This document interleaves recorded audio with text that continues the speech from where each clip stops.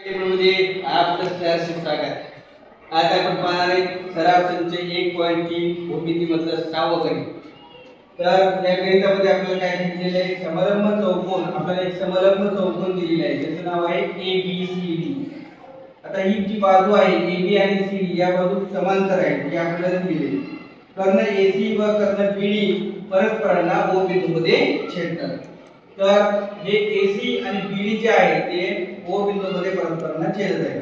तर आपण इथे काही बाजूंची आपल्याला लांबी दिलेली आहे. तर AB बरोबर 20 दिलेली आहे आपल्याला. AB बरोबर 20, त्याच्यानंतर DC बरोबर 6, OB बरोबर 15 आणि OD आपल्याला काढायचे. तर आपल्याला हे करण्यासाठी अगोदर आपल्याला हे जे दोन त्रिकोण आहेत ते दोन त्रिकोण आपल्याला समरूप दाखवावे लागतील. आणि ते दोन त्रिकोण समरूप दाखवल्यानंतर आपल्याला त्यांच्या बाजू प्रमाणात घेता येईल. तर बघूया आपण कसं करायचं.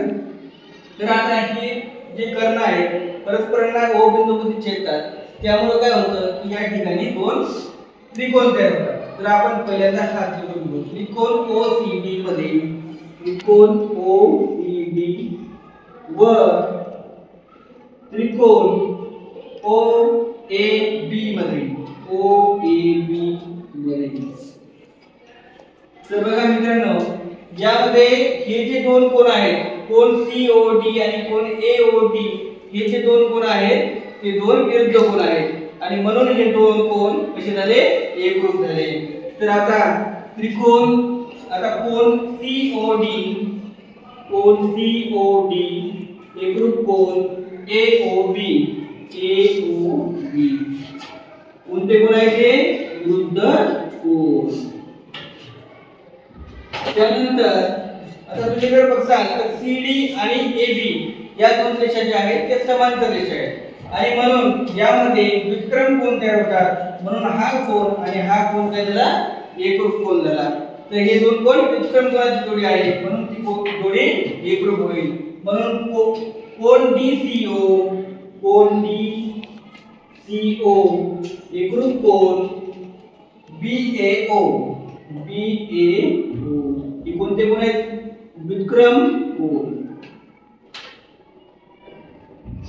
आता या दोन त्रिकोणांचे दोन कोनांची जोडी एकरूप आहे, त्यामुळे हे दोन त्रिकोण काय झाले, समरूप त्रिकोण झाले. म्हणून त्रिकोण OCD समरूप त्रिकोण OAB. कोणते पद्धतीनुसार, कोको कसोटी.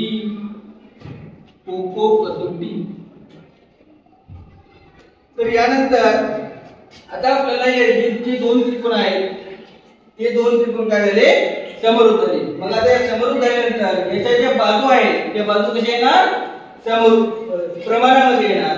म्हणून आपण येणार इथं OC छेद OA बरोबर OD छेद OB छेद OB. त्यानंतर CD छेद AB. आता बघा आपल्याला इथं कोणकोणत्या बाजू दिल्या, CD AB दिलेले, OB दिलेले आहे आणि OD दिलेले आहे, बरोबर आहे. मग आपण हे राहू द्यायचं आणि आपण इथे काय लिहायचं, OD छेद OB बरोबर CD छेद AB. आता आपल्याला OD किती दिलेले आहे, तर OD आपल्याला काढायचं आहे आणि OB किती दिलेले आपल्याला, 15 बरोबर. CD किती दिलेले आपल्याला, CD म्हणजे DC बघा, DC बरोबर 10, इथे लिहायचं आपण 6. AB बरोबर 20, इथे लिहायचं 20. मग OD बरोबर हे 15 तिकडे गेले, तर डिवाइड म्हणजे क्रम मल्टिप्लिकेशन मध्ये गेले, 6 गुणिले 15 भागिले 20.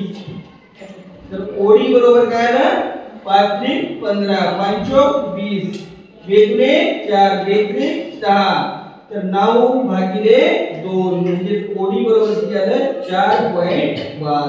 तर हे आपलं आन्सर झालं.